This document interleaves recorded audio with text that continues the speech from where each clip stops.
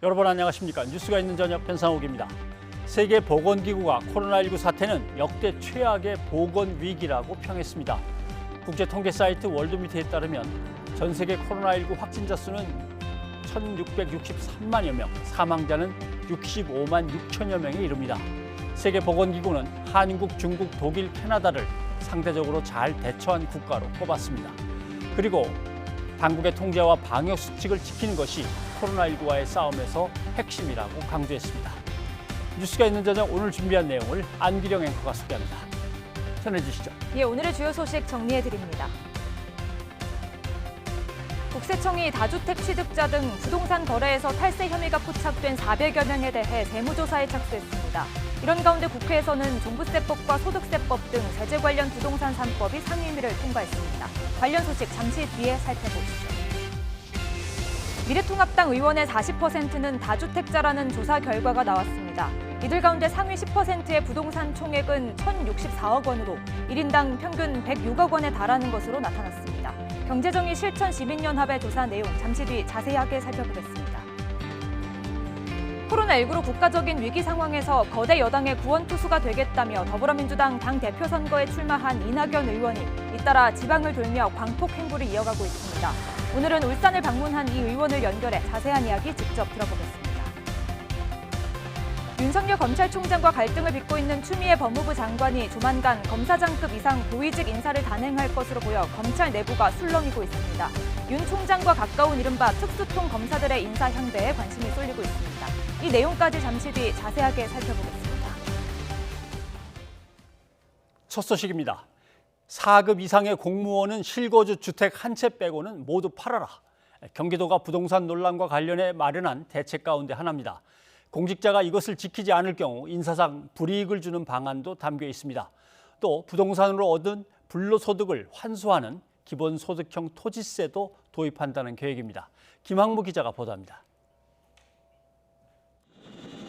경기도가 마련한 부동산 대책은 크게 세 가지. 공직자의 다주택 보유 제한과 비거주용 주택 보유 억제, 그리고 기본소득형 토지세 도입입니다.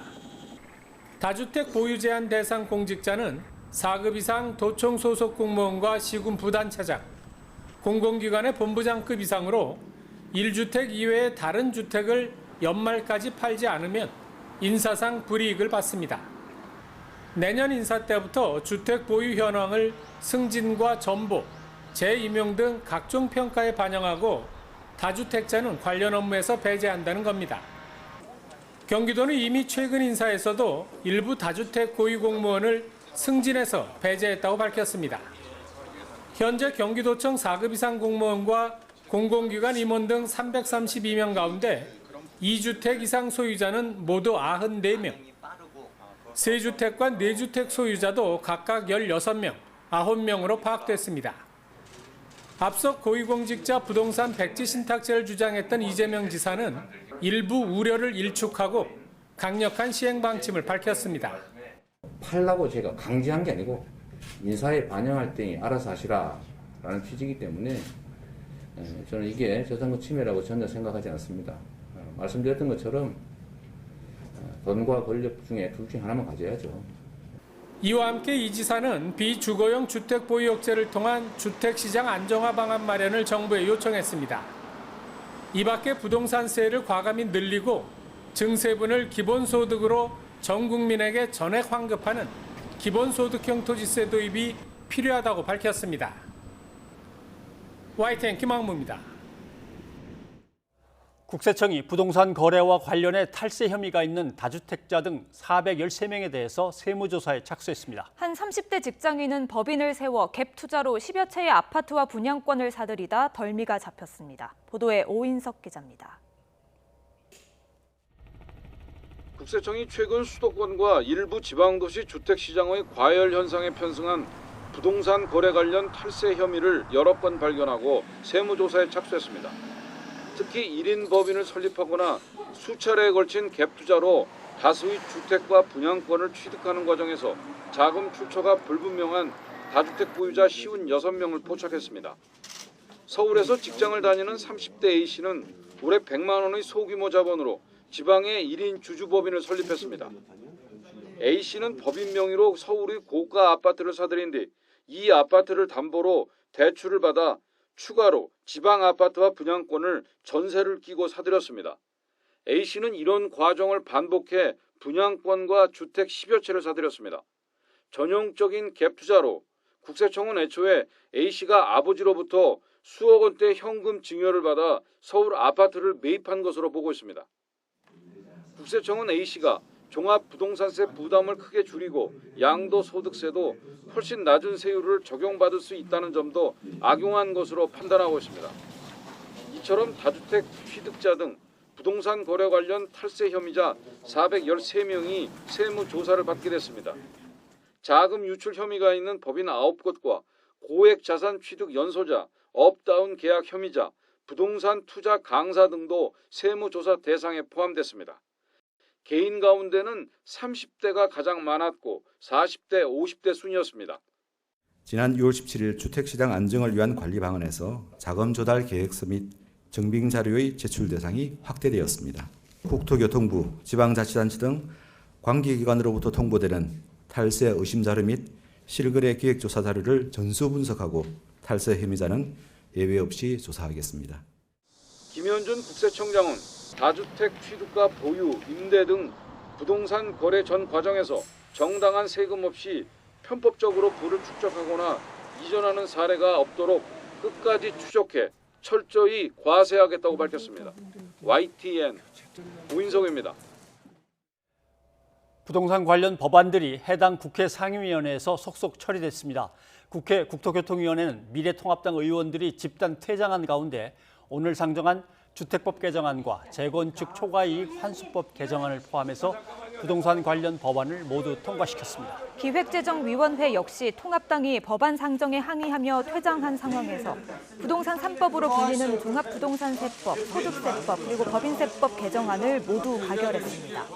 행정안전위원회에서도 민주당이 지방세법 개정안 등 법안 4건을 상정하면서 이에 반발한 통합당 의원들이 모두 회의실을 나갔습니다.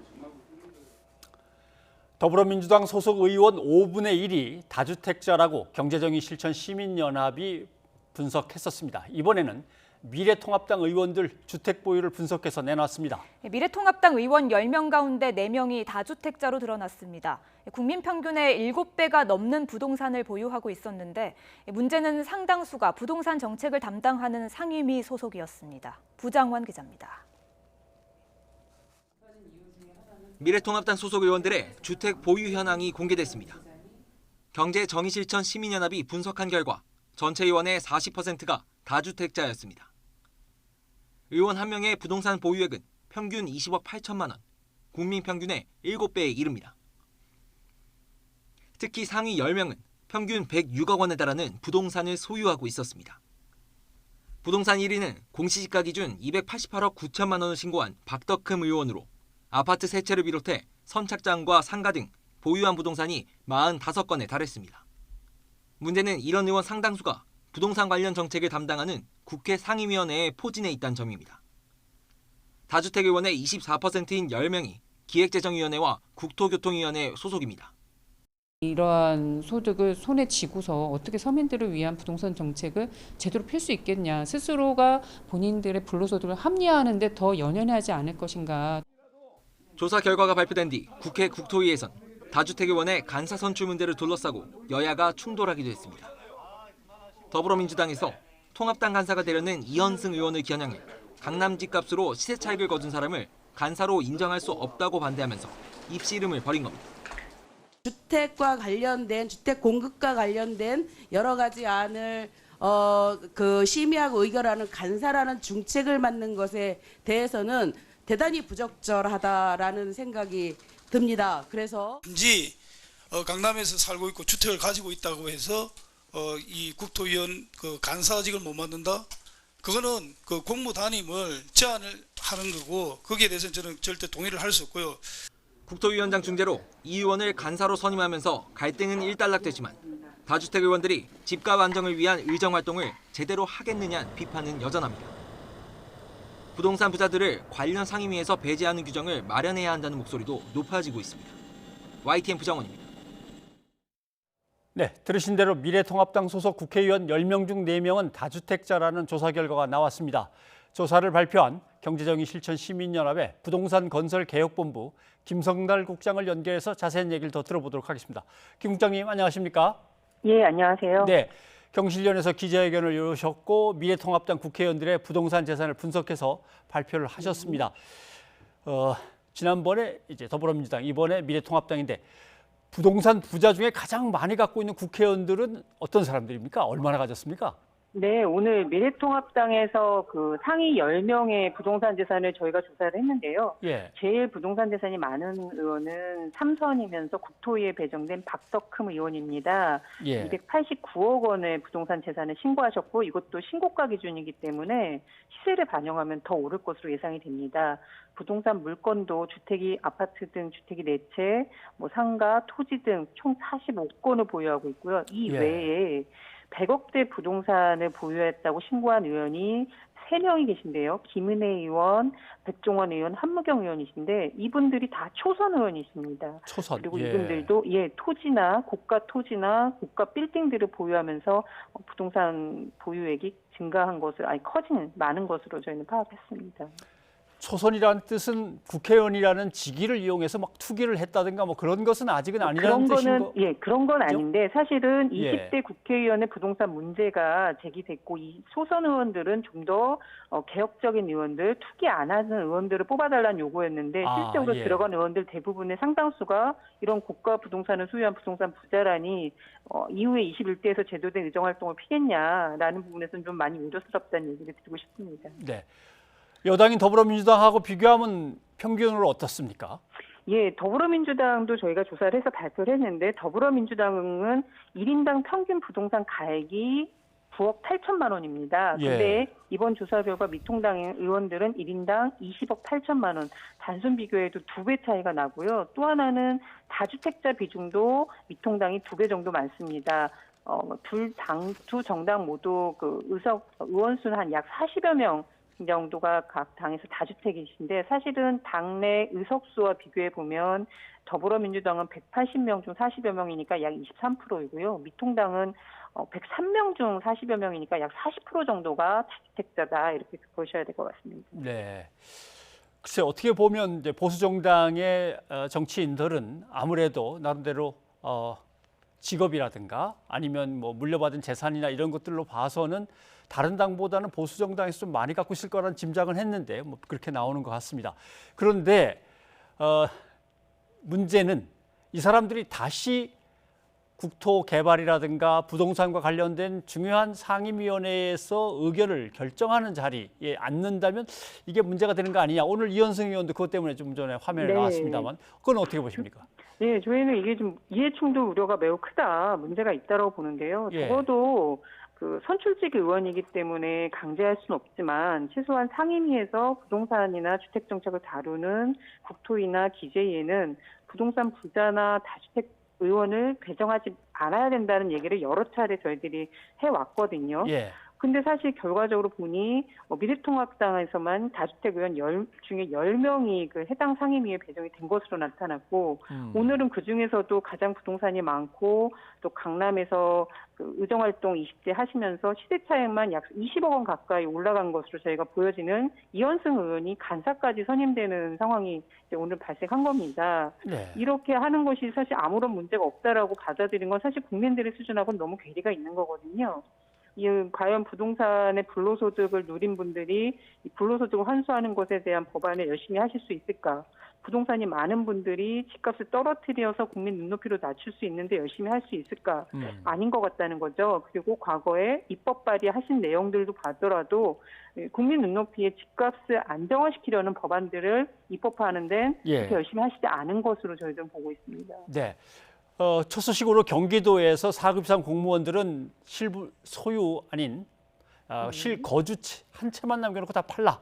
이런 이제 명령이 내려졌다. 사실 권고라고는 돼 있습니다만은 얘기를 전해드렸는데 이런 식으로 하는 것 자체 또 국회의원들한테 이걸 강요하는 게 이게 재산권 침해 아니냐 이런 논란이 있는데 이건 어떻게 생각하십니까? 고위공직자들은 적어도 임명권을 정부나 청와대나 대통령께서 가지고 계신 겁니다. 따라서 당연히 부동산 부자나 다주택을 가진 분들에게는 임명할 때 엄격히 따지는 것이 맞다. 그리고 이미 임명된 경우라면 처분하는 것이 맞다라고 저희들이 보여지고요. 그건 청와대에서도 솔선수범 해주시는 거라고 봅니다. 기대하겠습니다. 다만 선출직 의원들은 처분이나 이런 것들을 강제할 수는 없습니다. 하지만 적어도 그 유관 상임위에서 활동하지 않도록 해주시는 거는 필요하고 또 스스로 재산을 좀 투명하게 공개하시는 데는 적극 나서야 된다. 지금도 시세가 있음에도 불구하고 시세보다 낮은 공시지가 공개하면서 축소 공개하고 있거든요. 그리고 뭐 너무 고직업이라든지 대상이 너무 축소된다든지 이런 고위공직자 재산 공개 취지를 흐리는 입법을 조금 개정하는 데는 적극 좀 나서주시는 그런 모습을 보여주시기 바랍니다. 알겠습니다. 오늘 여기까지 듣도록 하겠습니다. 경실련의 김성달 국장님 고맙습니다. 감사합니다.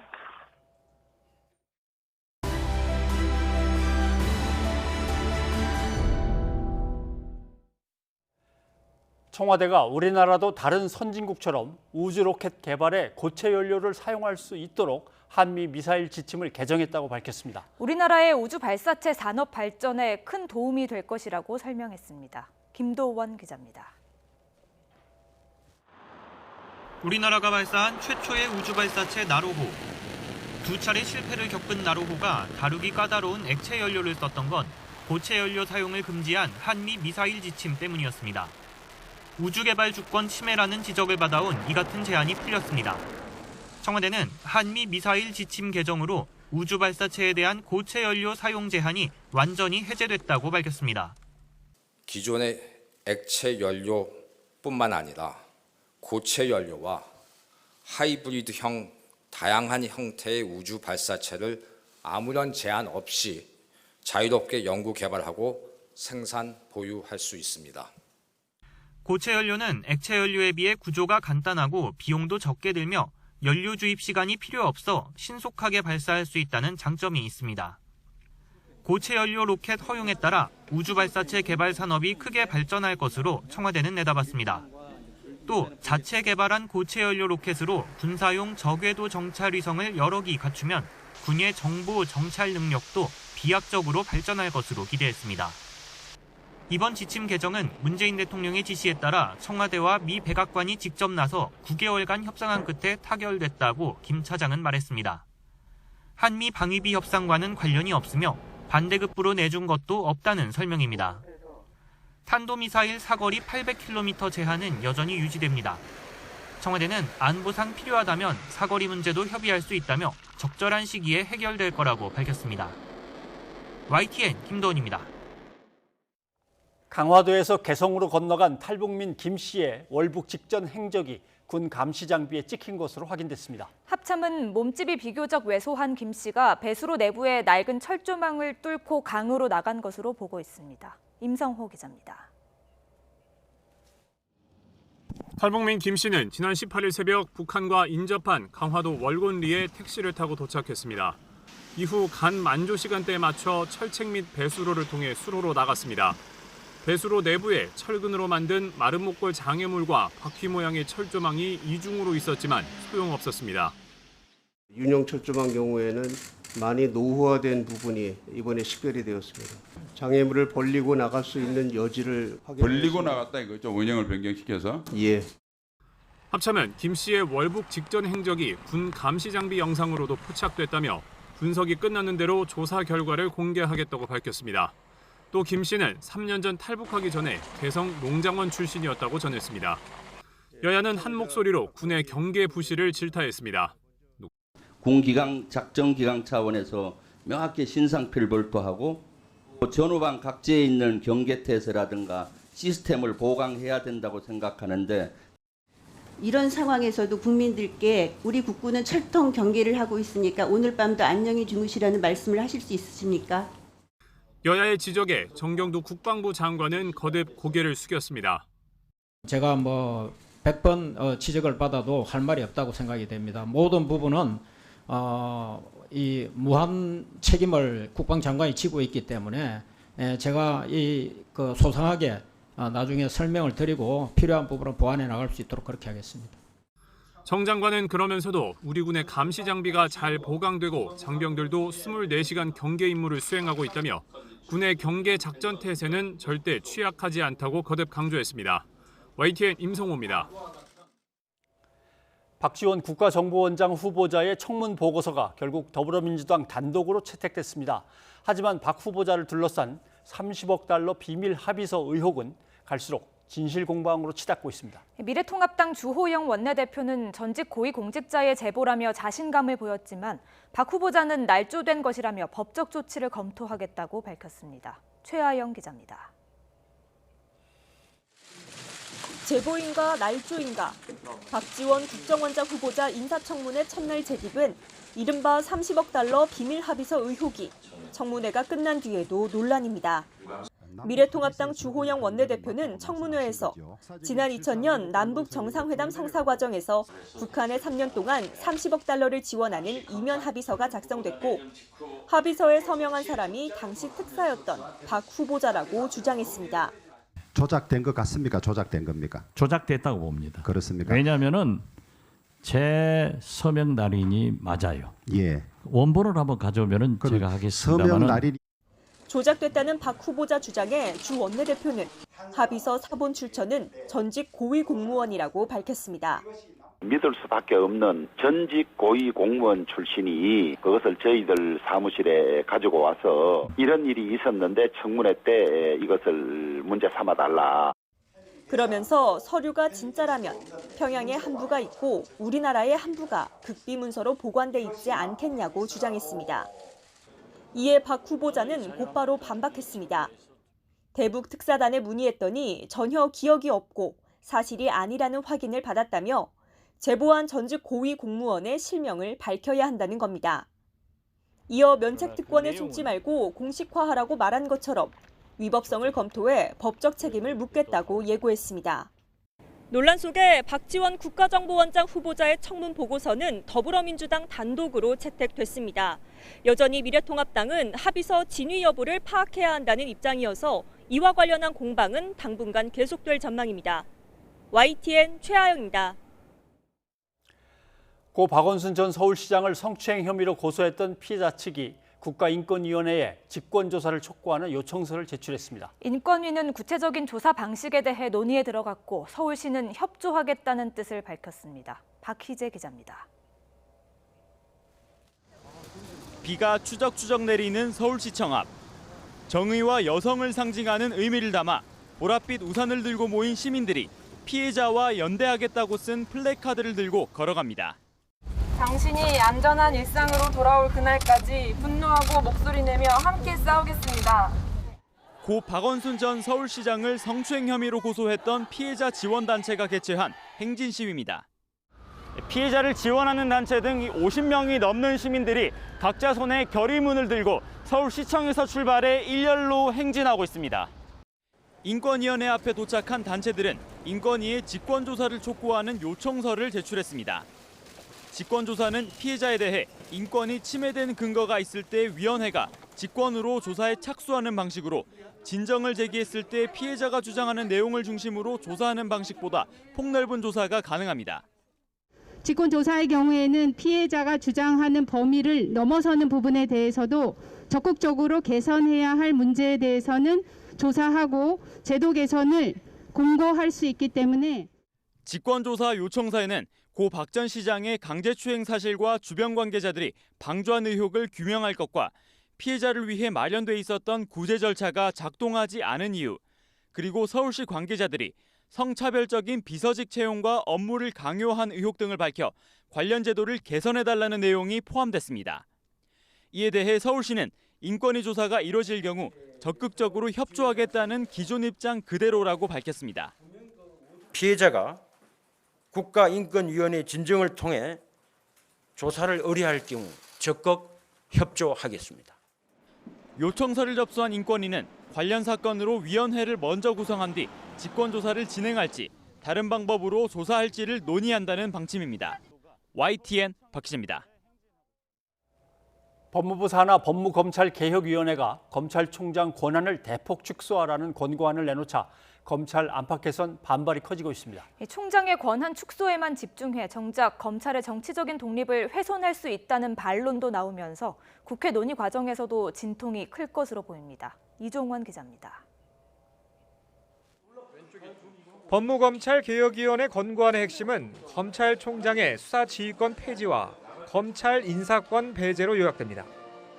총장 대신 전국 고등검찰청 6곳의 고검장들이 수사를 지휘하고 법무부 장관이 고검장들을 직접 지휘하도록 했습니다. 검찰 인사에선 장관이 검찰인사위원회 의견만 듣고 총장은 장관이 아닌 인사위에 서면 의견을 내는 것으로 대신했습니다. 검찰총장이 남용을 하게 되면은 견제할 기관이 없습니다. 그렇기 때문에 이 부분이 시정돼야 될 필요가 있다라고 하는 거고. 그러나 총장의 권한 축소에만 몰두하다 보니 검찰의 정치적 중립이란 최우선 가치를 외면한 발상이란 비판이 거셉니다.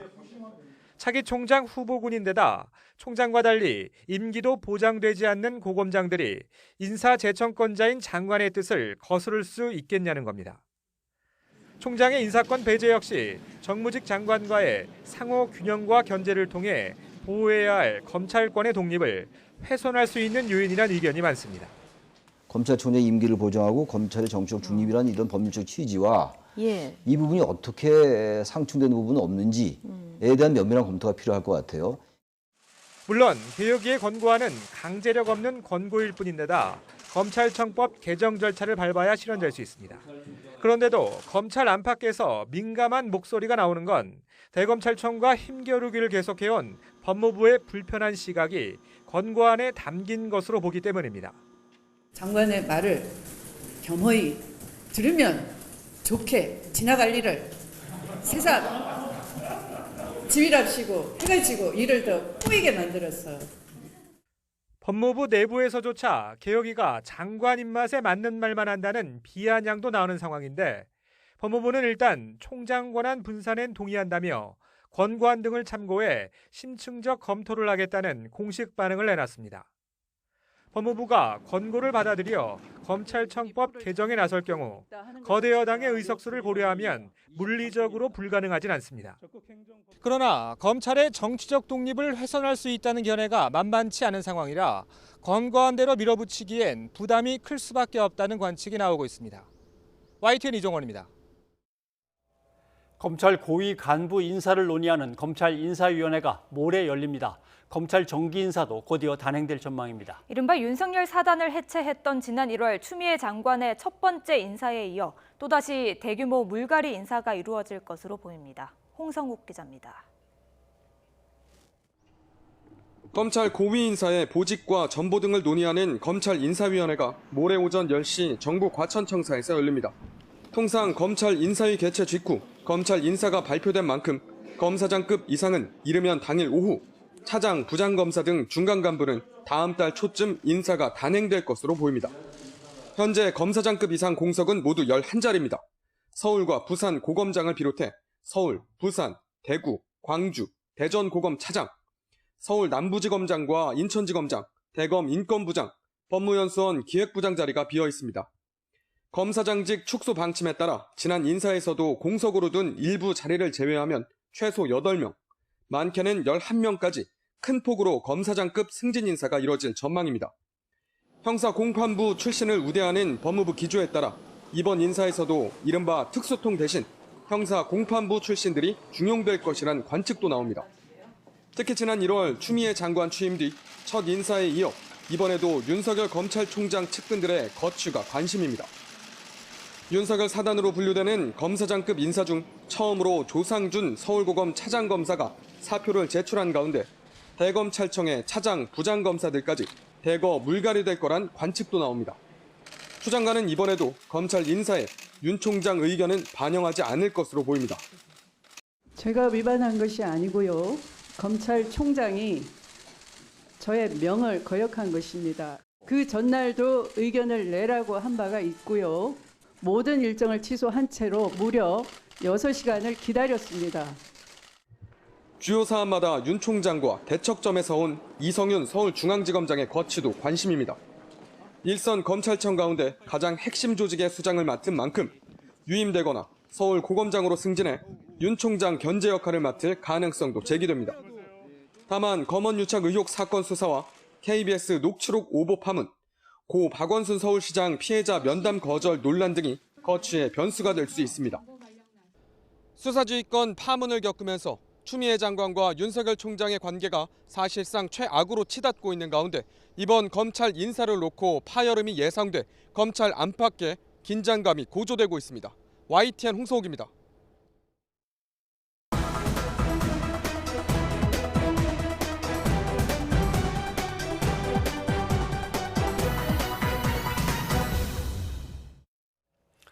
윤석열 검찰총장이 꾸린 수사심의위원회가 윤 총장의 최측근인 한동훈 검사장에 대해서 수사를 하지 말라는 권고를 내렸습니다.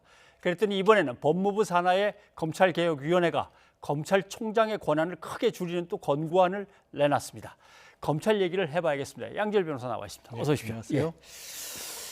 자, 검찰수사심의위원회가 검언유착 의혹 사건을 어떻게 처리할 것이냐를 놓고 제가 머릿속으로 막 이제 계산을 해봤는데 대충 한동훈 검사장에 대해서 조사는 해보되 기소는 할 거 없이 내부에서 징계라든가 문제가 생긴다면 징계라든가 감찰의 문제로 처리를 하라. 뭐 요 정도의 중재안이 나오지 않을까 했는데 그게 아니라 조사할 것도 없다. 딱 못을 박아버렸습니다. 뿌린 게 검찰총장이니까 역시 검찰총장 뜻대로 가나? 이게 구조적인 문제인가? 이런 생각도 들고요. 그런 얘기를 안 할 수가 없는 상황이 됐죠. 예. 사실 수사심의위원회라고 하는 게 이제 대검에 설치한 것이고 문무일 전 검찰총장 당시에 검찰 나름대로서는 내부의 어떻게 보면 개혁으로서의 작업으로 하나로서 설치를 한다고 했는데 출범 이후로 수사심의위원회가 주로 작동했던 부분은 원래 그렇긴 합니다만 일선 수사팀하고 이 대검하고 의견이 충돌이 됐었을 경우에 예. 그러면 어느 쪽의 의견이 맞느냐를 들어주는 건데 되게 대검 편을 들었었고요. 예. 또 뭐 내지는 검찰이 직접적으로 불기소하기 불편한 뭐 검찰 내부의 인사에 대해서 아 이건 수사심의위원회 의견을 들어서 한다는 명분으로 불기소를 한다거나 이런 식으로 쓰여왔고 그렇게 될 수밖에 없는 게 제가 수사심의위원분들이 잘못했다 이런 의미가 아니라 기본적으로 대검에서 뽑은 분들입니다. 그리고 수사심의위원장도 대검 검찰총장이 임명하는 구조이기 때문에 검찰 내지는 대검의 입장이 우호적일 수밖에 없는 그런 구조를 가지고 있지 않을까 그런 어떤 추론을 해볼 수밖에 없는 그런 상황이죠. 예. 예를 들면 한동훈 검사장에 대한 사건을 놓고 검찰수사심의위원회가 열렸는데 그건 아무래도 무리일 것 같은데 좀 그만둬라라고 했는데 그게 뭔지 제대로 아직 알지도 못하는데 그걸 그만두라 그러니까 요건 좀 근거가 확실히 있었을까 싶어요. 그러니까 지금 보면 당시 이제 논란이 됐던 녹취록이라는 거 있지 않습니까? 예. 공개된 거 그거 하나 정도 갖고 야 이 정도면 이걸 가지고 공모라고 보기엔 너무 부족하지 않느냐.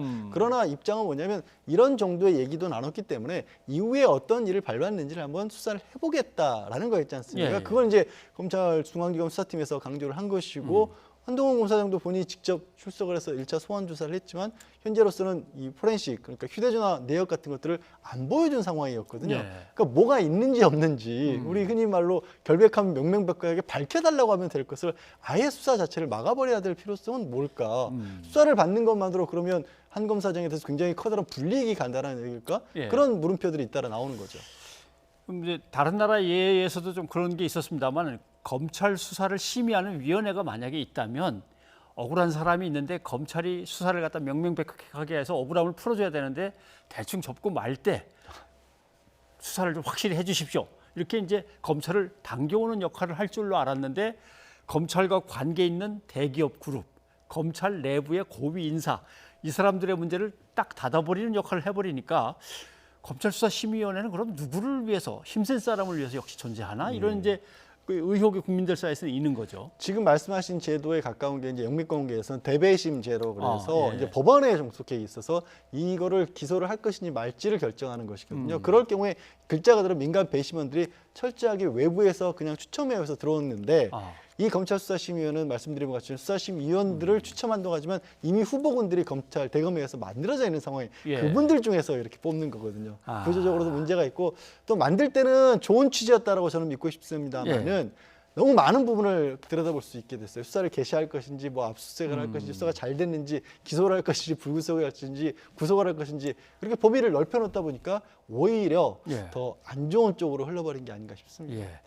그런데 수사심의위원회에서 한동훈 검사장은 뭐 아주 결의에 찬 발언을 했습니다. 여기에 대해서 내부에서 늘 이제 비판적인 의견을 냅니다만 이문정 검사는 저 사람이 저런 말을 할 수 있는 건가 뭐 또 이런 얘기를 하고 이 복잡한 관계를 어떻게 설명할 수 있습니까? 글쎄요, 한동훈 검사장이 했다는 얘기는 수사심의위원회에서 이런 얘기를 했다는 거죠. 이게 정권에 대해서 불편한 수사를 했던 어떤 대가를 받고 있는 것 같다. 예. 그러니 내가 뭐 구속이 될 것 같지만 구속이 되더라도 끝까지 이겨낼 거고 나의 진실을 한 곳에서만이라도 여기서 이제 수사심의위원회를 얘기하신 것 같죠. 한 예. 곳에서만이라도 알아줬으면 좋겠다라는데 저는 이걸 처음에 딱 접했을 때 과거에 어떻게 보면 이제 뭐 군사정권 시절에 진보 인사가 재판을 받으면서 최후 변론하는 그런 예. 느낌을 받았거든요. 예, 예. 근데 저게 현직 검사장 아닙니까? 그러니까 현직 검사장께 저렇게 말씀을 하시면 그러면 억울하게 감옥에 갈 수도 있다는 얘기를 검찰이 인정하는 거 아니냐라는 생각이 바로 들거든요. 그래서 예. 굉장히 저는 곤혹스럽더라고요. 그리고 이문정 부장검사 같은 경우는 말씀하신 게 본인은 검찰에서 비판적인 어떤 내부 고발자 같은 역할을 하는 바람에 예. 이른바 검찰 블랙리스트에 올라서 굉장히 어려움을 겪었는데 아마도 한 검사장도 거기에 그 역할을 했을 것 같은데 한 검사장이 저렇게 억울하다고 하니 이게 참 신경이 복잡하다라는 그런 또 얘기도 하셨습니다. 네. 검언 유착 의혹입니다. 검찰과 언론의 이제 유착 의혹인데 언론의 입장에서 따지면 언론의 정치적 중립성과 독립성이란 뭘 말하느냐? 국장님의 독립성을 말하는 게 아니고 취재진이 자유롭게 취재해서 자기가 소신껏 판단한 대로 보도하는 걸 이제 어떻게 보면 언론의 가장 중요한 독립성이다 볼 수 있는데, 근데 이제 정작 담당 수사팀의 의견이 이제 완전히 묵살된 거나 마찬가지여서 수사팀은 이제 어떻게 해야 됩니까? 수사팀은 수사를 할 것으로 보입니다. 이미 입장이 지금 수사심의위원회 결정에 대해서 받아들이기 어렵다라고 이해하기 어렵다라는 반응이었고요. 예. 한 검사장 한 번 소환 조사를 했지 않았습니까? 그때 본인이 얘기한 내용에 대해서 조서 검토를 안 하고 그냥 귀가를 했기 때문에 예. 조서에 정확히 내용이 기재되기 위해서라도 한 번 더 출석할 수밖에 없는 거고, 말씀드린 것처럼 휴대전화의 포렌식 필요성도 여전히 있는 상황이고 이 통화를 했다는 것 정도까지는 나왔거든요. 예. 이미. 그러면 혹시라도 뭔가 무슨 내용을 주고받은 게 있는지 없는지 정도는 뭐 본인이 결백하면 본인이 그건 증명할 수 있지 않을까 싶습니다. 네. 자, 법무검찰 개혁위원회 소식부터 좀 얘기를 해봐야겠습니다. 검찰총장이 이렇게 권한이 비대했었나 지금 우리가 그 걱정을 하고 있는데 개혁안은 검찰총장 아무런 권한도 없게 만드는 듯한 개혁안이 권고안으로 나왔습니다. 판단하시기 어떻습니까? 이게 저는 이 얘기를 하는데 전제 조건이 좀 빠져 있는 것 같습니다. 그러니까 언론에서 보도를 할 때도 그렇고 비판적인 목소리를 내시는 분들도 그렇고 기존의 검찰총장이 가지고 있던 막강한 권한이라고 하는 지금 이제 비대까지라는 하다는 표현까지 쓰셨는데 그거를 고스란히 둔 채, 그 권한은 검찰에 고스란히 둔 채 그거를 다른 사람들에게 주고 법무부 장관이 가져간다. 그래서 이게 잘못된 거다라는 식의 비판을 하십니다. 그렇죠. 그런데 검찰개혁위원회에서 이깁니다, 이번이. 그리고 이건 두 번째고 그다음 그 이전의 검찰개혁과 관련된 취지는 이 정권 출범 초기부터 대통령의 공약으로부터 내피들었던 거고 가장 많이 나온 부분이 검찰에 집중된 권력을 분산시키겠다는 겁니다. 그래서 지난해 검경수사권 조정도 있었고요. 추미애 법무장관 올해 취임한 이후에 직접 수사 또 많이 줄였다고 했습니다. 그리고 계속해서 현재 특수나 공안 쪽으로 가고 있는 이른바 뭐 고위공직자를 수사한다거나 대기업을 수사하는 이런 수사를 줄이겠다고 했고 그 작업들을 쭉 해왔습니다. 그 얘기는 뭐냐면 검찰총장이 그렇게 막강한 권력을 가지고 있는 거는 이번에 나온 권고안하고 상관없이 무관하게 어차피 검찰국이 달라져야 한다는 전제의 개혁 작업을 해왔었고 그중에 검찰총장에 대해서 이번에 한번 얘기가 나온 거죠. 뭐 원래 결론은 그렇기 때문에 이 전제를 빼고 검찰총장을 왜 그렇게 홀대를 하는 거냐, 힘을 다 빼는 거냐, 명예직으로 상실시키는 거냐 이런 얘기는 조금 앞뒤가 좀 안 맞는 것 같습니다. 뭐 어차피 검찰총장이 2,200명 검사의 수사를 관장하는 건 뭐 불가능하니까 고검장들이 다 나눠서 맡는 거는 지역별로 나눠 맡는 건 뭐 상관이 없는데 법무부 장관이 고검장들을 지휘하거나 이러는 건 문제가 있지 않나요? 사실 그렇습니다. 이게 독립을 강조하느냐, 결국 독립을 강조하다 보면 이게 남용될 여지가 있고 남용될 여지가 있으니까 통제를 해야 된다고 본다라면 이게 통제가 정치 권력에 의해서 좌우되는 게 아니냐라는 그런 얘기도 충분히 비판이 가능성이 있습니다. 그런데 그런 과거로 돌아가서 왜 그런 검찰 권력을 그렇게 좀 힘이 너무 집중돼 있다고 하냐면 과거에는 모든 검찰 권력을 검찰총장에게 집중을 시킨 다음에 그다음에 정권에서 검찰총장 한 사람을 장악하면 됐었거든요. 그거를 하지 않겠다고 독립을 시킨 다음에 이렇게 분산을 시키는 거죠. 우선 어떤 논의가 전개되는지 이 안은 계속 좀 지켜봐야 될 것 같습니다. 양지열 변호사님 고맙습니다. 네, 고맙습니다.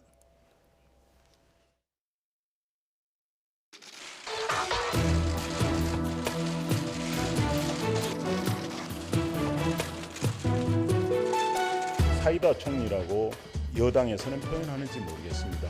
청와대에도 여당에게도 쓴소리 할 줄 알고 청와대와 여당에 대한 쓴소리는 비공개리에 하고 있습니다.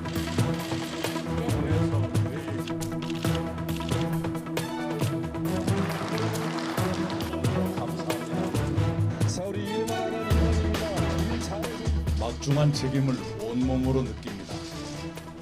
국민 여러분께서는 코로나19가 몰고 온 국가적 재난을 극복하고 세계적 위기에 대처할 책임을 정부 여당에 맡기셨습니다.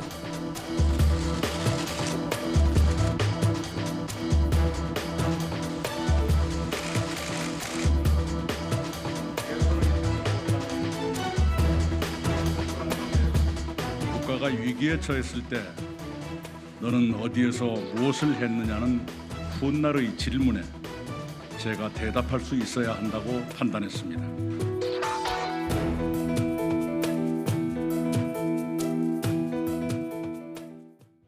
네, 보신 대로 당대표 선거에 출사표를 던진 더불어민주당 이낙연 의원 연결을 해서 176석의 거대 여당은 어떻게 이끌어 나가려고 하는 건지, 그리고 현재 논란이 되고 있는 각종 정치 현안에 대해서 좀 얘기를 나눠보겠습니다. 이낙연 의원님, 안녕하십니까? 네, 안녕하세요. 예, 지금 어디에 가 계신 거죠? 네, 울산에 있습니다. 울산요. 예, 그러면 대구를 거쳐서 부산, 울산 이렇게 가신 거군요. 대구는 이 다음에 가고요. 이 부산 다음입니까? 거쳐서 예. 울산으로 왔습니다. 네. 알겠습니다. 자, 민주당이 위기이고 거기에서 책임을 회피하지 않고 뭔가를 해내겠다는 말씀이 잠깐 전에 나왔었는데, 위기라면 어떤 게 위기인지 또 어떻게 극복할 건지 그것부터 설명을 해주셨으면 좋겠습니다. 네, 굉장히 위중한 시기에 놓여 있죠. 최근에 부동산 문제처럼 생활에 매우 예민한 문제에 제대로 대응했느냐의 따가운 질책을 받고 있고요. 저희 당 소속의 광역자치단체장들과 관련된 성비위가 잇따라 불거졌습니다. 저희로서는 대단히 아픈 일이었습니다. 예. 그런데도 국민들께서 안겨주신 이 압도적 다수 의석의 거대 여당으로서 안정감과 신뢰감을 국민들께 충분히 드리지 못하고 있다고 판단합니다. 그것이 저희들이 위중하다고 보는 이유고요. 그것을 극복하려면 우선은 중심을 제대로 잡고 할 일을 하는 그런 과단성, 엄정함, 그리고 감수성, 이런 것들을 다시 회복해야 한다고 생각합니다. 네. 뭐 아직은 경선 중입니다만 대표가 되신다면 그럼 가장 시급히 먼저 해야 될 과제는 뭐라고 보십니까? 우선 전당대회가 8월 29일이고요. 9월 1일이면 긴 정기국회가 시작됩니다. 예. 물론 원내대표가 잘 하시겠습니다마는 경제위기 극복을 위한 입법, 또 사회적 약자를 보호하기 위한 입법, 개혁 입법, 그리고 기왕에 나온 행정수도 이전 등 균형 발전을 위한 안건의 처리 또는 정치 대화 등등으로 숨가쁘게 돌아갈 것입니다. 이 정기국회를 제대로 대처하느냐 여부가 문재인 정부 성공과 실패를 가름하게 될 것이고 21대 국회 4년의 더불어민주당의 성적에도 영향을 줄 거라고 생각합니다. 네. 뭐 김부겸 의원이 그런 지적을 했습니다마는 결국 7달 뒤에 당대표를 이제 떠나야 된다면 사실은 4월 재보선 선거, 그때가 제일 당의 위기이자 중차대한 시기일 텐데 그때 당대표를 그만두려면 뭐하러 당대표로 나오느냐, 혹시 대선에 나가기 위한 그냥 징검다리로 삼는 거 아니냐, 오늘 그 지적을 하던데요. 예, 우선 선거 이전에 지금부터 내년 봄까지 이 위기에 어떻게 대처할 것인가, 이게 훨씬 더 중요한 일일 겁니다. 그리고 선거에도 그것이 더 큰 영향을 미칠 거라 생각합니다. 역대 선거, 특히 큰 선거에서는 그 이전에 필요한 것은 다 결정을 하고요. 선거는 선대위 체제로 운영을 하게 되어 있습니다. 그래서 그건 결정적인 문제는 되지 않을 것이고요. 징검다리라는 말을 듣지 않으려고 이 위기를 외면하고 혼자 전국을 돌아다닌다라고 했을 때는 칭찬했을까요? 또 몸살인다고 이랬을 것 아니겠습니까? 책임을 회피하지 않겠다고 하는 저의 진정함을 이해해 주시리라 믿습니다. 네. 뭐 대선 주자 선호도 여론조사 결과가 연일 발표되고 있습니다. 여론조사 결과가 하나가 아니기 때문에 딱 잘라 말씀드리기는 뭐하지만 대충 나온 것들을 보면 4%포인트부터 한 7% 정도 포인트, 그 정도 차이를 쭉 보고 2위로 이제 이재명 경기지사가 쫓아오고 있습니다. 언론에서 제목을 턱밑까지 추격 뭐 이렇게 썼던데 턱밑까지를 인정하시는지 모르겠습니다. 뭐 숫자가 그렇게 표현될 수 있는 것이죠. 그리고 이런 일은 앞으로 여러 번 더 있을 것입니다. 역대 대통령 선거를 보면 평탄하게 가는 일이 거의 없지요. 네, 이런 일은 늘 있는 것이다라고 받아들입니다. 그리고 예전에 총리 시절에 뭐 역시 야당에서 정책이나 또는 정부에 대해서 비판을 내놓을 때 제대로 하라고 근거를 가지고 사이다 같은 비판을 하셔서 촌철살인이라고 다들 시원한 답변이라고 늘 칭찬을 많이들 했습니다. 최근엔 조금 사이다에 김이 빠졌다는 얘기도 많이 하던데 혹시 들어보셨습니까? 예, 예전이나 지금이나 일관되게 저는 직분에 충실하려고 노력합니다. 총리 시절에는 총리시로서 여러 가지 재난재해에 대처하고 국회에 가면 정부 입장을 설명한다거나 또는 때로는 방어한다거나 때로는 사과한다거나 하는 역할을 충실히 했다고 생각합니다. 4.15 총선 때는 선대위원장으로서 전국을 누비면서 많은 연설을 해드렸고 선거를 도왔습니다. 그것 또한 못했던 말을 듣지 않았습니다. 그 다음에 제가 맡은 것은 국난극복위원장이었습니다. 국난극복위원장으로서 직분에 충실하려고 했는데 언론의 관심은 거기에 있지 않았고 전당대회 등등에 있었습니다.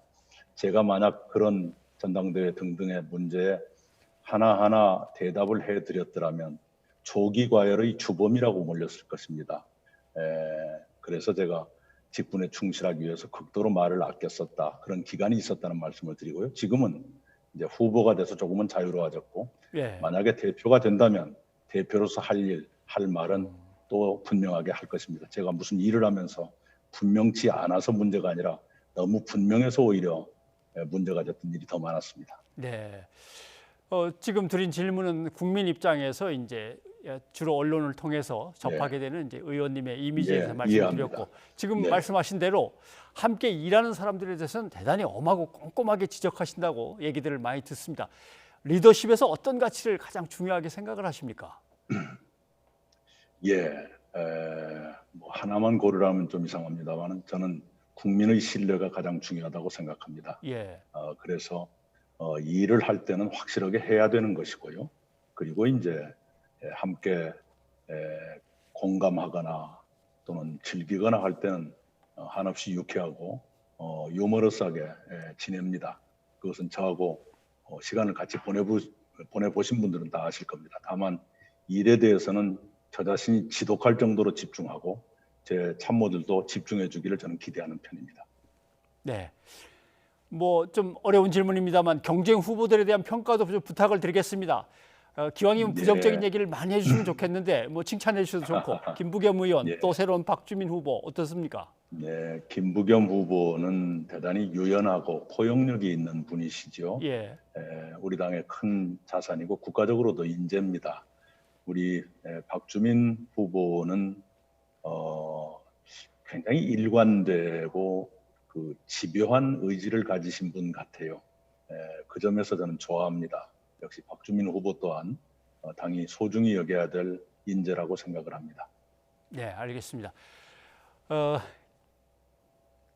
김부겸 후보하고 이재명 경기지사의 연대 뭐 이 얘기가 자꾸 나오는데 두 분이 연대를 할 걸로 보십니까? 선거 때 주의하려고 하는 것, 저 자신이 주의하고 또 다른 사람도 주의해야 된다고 생각하는 것은 선거 기간 중에는 수많은 얘기들이 나옵니다. 그것에 대해서 일일이 다 믿거나 반응하거나 하는 것은 현명하지 않는 것입니다. 알겠습니다. 그런 점에서 또 복잡한 현안에 대해서도 요새 답을 좀 밀어놓으신 게 있는데 서울 부산시장 보궐선거 후보를 어떻게 낼 거냐 말 거냐에 대해서 지금 고민할 문제가 아니고 여론도 보고 지혜도 모아서 나중에 결정해야 된다. 이 답변에 변함이 없으십니까? 네, 그렇습니다. 왜냐하면 그 문제를 가지고 토론에 빠지기 시작하는 것은 다른 일을 하는 힘을 빼는 그 부작용도 있을 것입니다. 예. 그 이전에 해야 될 일들이 많습니다. 당장 당이 부닥치고 있는 여러 문제들을 어떻게 대처할 것인가. 예컨대 지금 행정수도 이전 얘기가 나왔습니다만은 그 후속의 대책들이 나와줘야 되고요. 또 부동산 문제, 또 최근에 젠더 문제 등등이 나왔는데요. 그런 것들에 대해서 대응하고 특히 정기국회에 반드시 통과시켜야 될 안건들 준비하는 것, 이게 매우 급합니다. 그걸 제껴놓고 공천 여부 가지고 지금부터 토론한다는 것은 예. 지혜롭지가 않습니다. 알겠습니다. 연말까지 결정하면 충분할 거라고 생각합니다. 네. 자, 이거 밀어놓을 수 없는 주제가 하나 있습니다. 이게 부동산인데 어떻게 보면 지금 네. 여당의 운명이 이 부동산 정책이 성공하느냐 아니냐에 달려있기도 한 것 같습니다. 벌써 22번째 내놓고 있는 이 정책, 뭐 때문에 이렇게 잘 안 되는지, 이번에 추진하는 것, 오늘 여당이 단독으로 통과시킨 것들도 있습니다만 이대로 통과되면 자신 있으신 건지 어떻게 보십니까? 상당한 정도의 효과는 있을 거라 생각합니다. 예. 부동산 문제가 어려운 것은 몇 가지 이유가 있지요. 첫째는 특정한 사람들 사이에 돈이 넘쳐난다 하는 것. 둘째는 부동산보다 더 좋은 수익을 내는 분야가 잘 보이지 않기 때문에 그 돈이 부동산으로 몰린다는 것. 세 번째는 그런 높은 수익이 기대되는 부동산이 수도권 몇몇 지역 등 특정 지역에 집중돼 있다는 것, 이런 것 등등이 부동산 시장을 몹시 불안하게 만드는 요인인데요. 그런 요인들을 하나씩 제거해 가면 될 것입니다. 지금 정부가 내놓았고 또 당이 추진하고 있는 이런 몇 가지 법안들, 임대차 3법이라든가 또 과세 강화에 관한 법들, 이것을 처리하면 상당한 정도의 효과가 있을 수 있다고 생각하고요. 그 다음에 지금 정부가 잇따라서 내놓고 있는 것은 공급 확대, 또 공공기관 지방 이전, 행정수도 이전, 이런 것들이 어우러지면 꽤 많은 효과가 있을 것이라고 기대합니다. 예. 그리고 정치적으로 상당히 이제 비중이 커지는 주제가 검찰에 관한 겁니다. 법무부 장관과 검찰 총장 사이에 계속 갈등 관계가 형성되면서 나름대로 검언유착 의혹의 당사자인 고위 간부에 대해서 검찰총장이 감싼다는 비난과 또 법무부에서는 검찰총장의 권한을 확실하게 줄이는 개혁안이 나오기도 했습니다. 어떻게 여권 내에서 이것을 풀어가야 될지, 어떻게 대응을 해야 될지 입장이 어떠십니까? 우선 이른바 검언유착에 대한 최근의 문제는 장관의 합법적인 수사 지휘를 검찰총장이 수용을 했으면 되는 것이지 그걸 왜 심의위원회에 다시 물어봤을까? 그것부터 부적절했다고 저는 생각을 합니다. 예. 그 이후에 심의위원회의 판단에 대해서는 과연 상식적인가의 의문이 있습니다만 합법적인 판단이었다면 그건 그 나름대로 인정은 하겠지만 저 마음으로는 쉽게 수용되기가 어렵다는 말씀을 드리겠고요. 그다음에 검찰개혁 뿐만 아니라 민주화의 과정이라는 것은 집중된 권력을 분산하는 과정이라고 저는 늘 생각합니다. 검찰총장에게 과도할 정도의 권한이 집중돼 있다는 것은 사실이고요. 예. 그것을 분산시키고 견제받도록 하는 것은 당연한 민주화의 과정이고 검찰개혁의 도도한 흐름이라고 생각합니다. 네, 알겠습니다. 하나는 더 물어봐야 될 것 같습니다. 행정수도 문제는 의견이 어떠십니까? 그것도 좀 뒤에 결정하는 게 낫다고 보십니까? 아닙니다. 이것은 오히려 투트랙으로 갔으면 합니다. 투트랙. 예. 지금 우리 원내대표가 말씀하신 행정수도의 완전한 이전을 위해서는 몇 가지 방법이 있을 수 있죠. 그건 제가 일일이 예거하지 않겠습니다만은 그것은 여야 간의 대화가 필요하고 여야 간의 일정한 의견 접근까지 이루어지려면 상당한 정도의 시간이 걸리거나 아니면 어렵거나 그럴 것입니다. 그래서 너무 그쪽으로 일변도로 나가기보다는 여야 간에 이미 상당한 정도로 합의가 돼 있는 국회의사당의 세종분원 설치와 상임위 기능의 상당한 정도의 이전, 이것을 해가면서 동시에 행정수도의 완전한 이전을 위한 여야 간 대화를 진행하는 이런 투트랙 방식이 어떨까 생각합니다. 네, 알겠습니다. 고단하신 지방 일정 중에 이렇게 전화 인터뷰에 응해주셔서 고맙습니다. 네, 건강하시고요. 감사합니다. 또 뵙겠습니다. 감사합니다. 네, 더불어민주당 이낙연 의원이었습니다. 유명 프로야구 선수 출신인 안경현 해설위원이 광주 지역을 비하하는 듯한 발언을 해 논란이 일고 있습니다.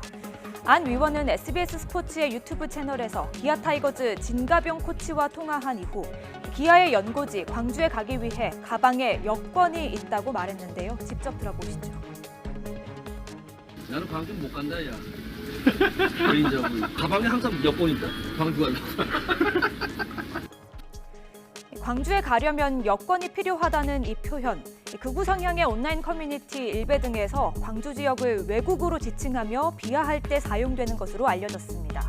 문제는 안 위원의 여권 발언이 이번이 처음이 아니라는 점입니다. 안 위원은 지난해 다른 프로그램에서도 광주에 출장을 앞두고 여권 가져가야 하나 모르겠다고 얘기하기도 했는데요. 이 발언도 들어보시죠.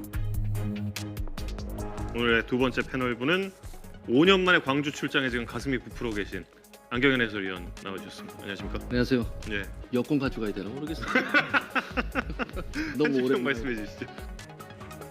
누리꾼들은 공인이 지역을 비하하는 뜻이 담긴 표현을 거리낌 없이 사용했다는 것을 믿을 수 없다며 안 위원의 사과를 요구했는데요.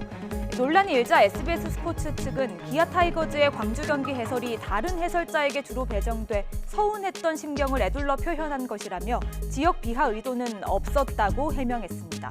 또 해당 영상은 비공개 처리했습니다.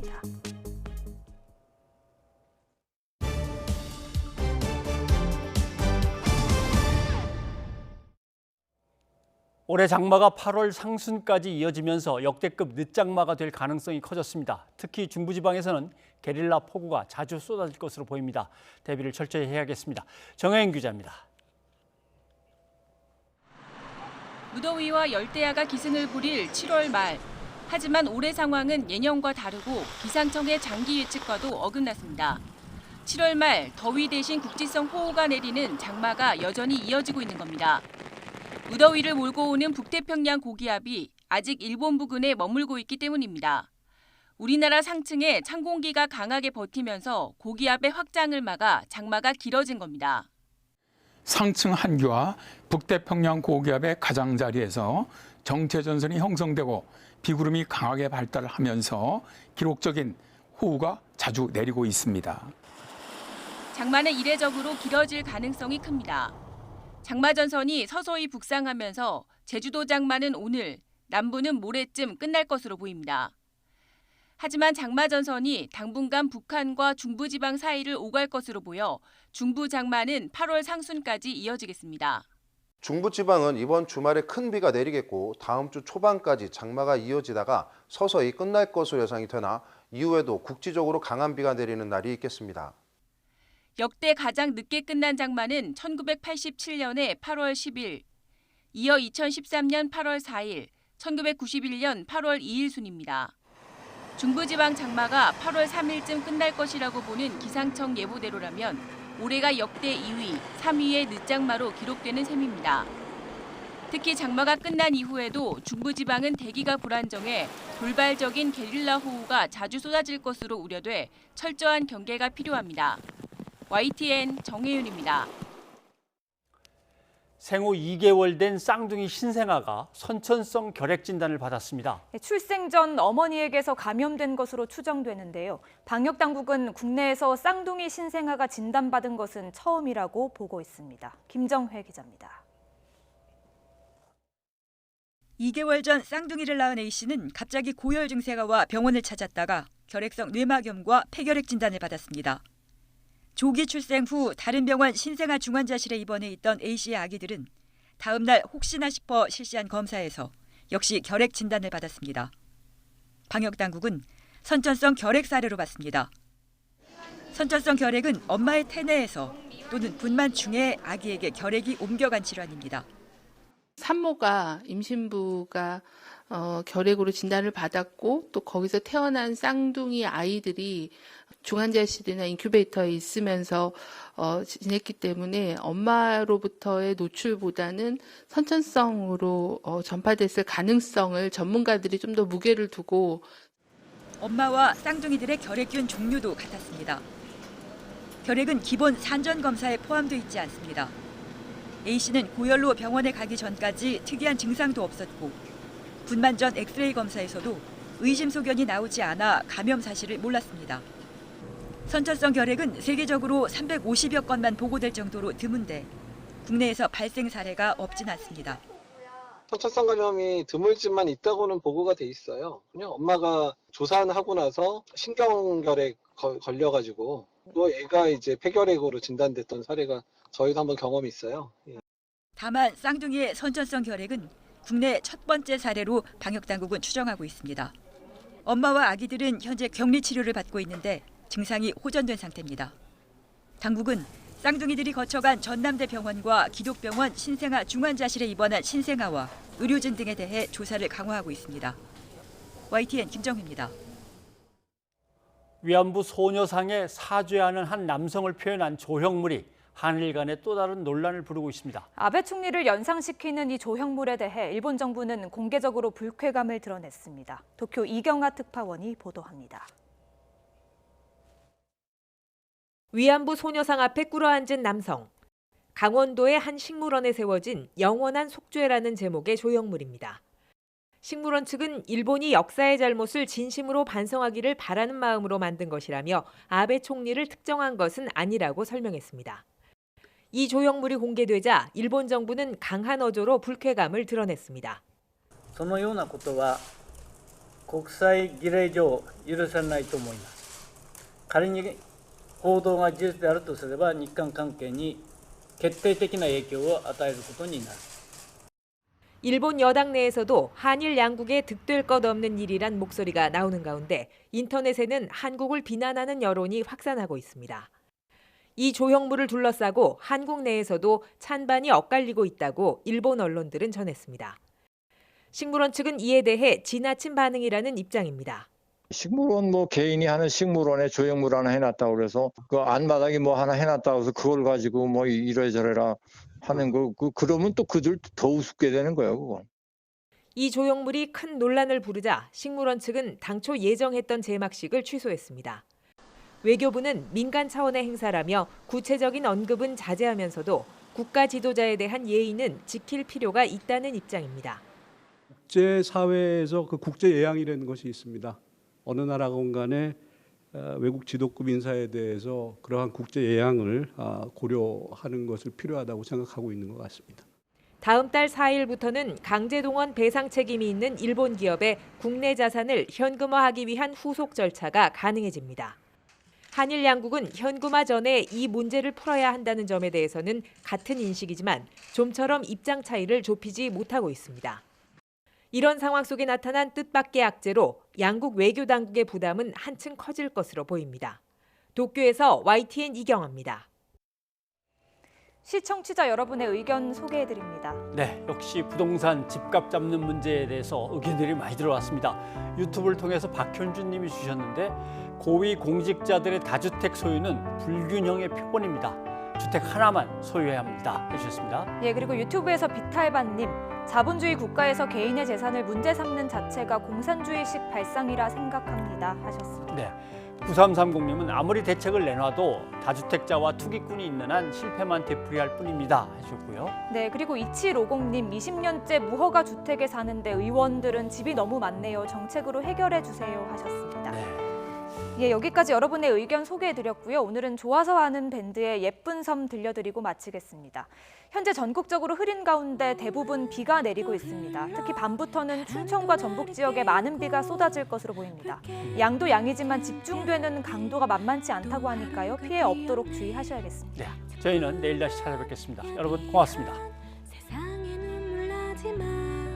숨죽인 그늘에도 빛은 찾아오네.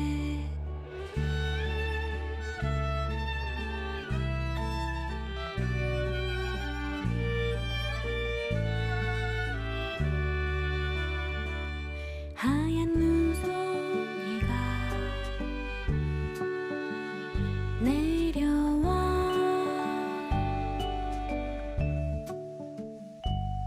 소복소복 사이 예쁜 섬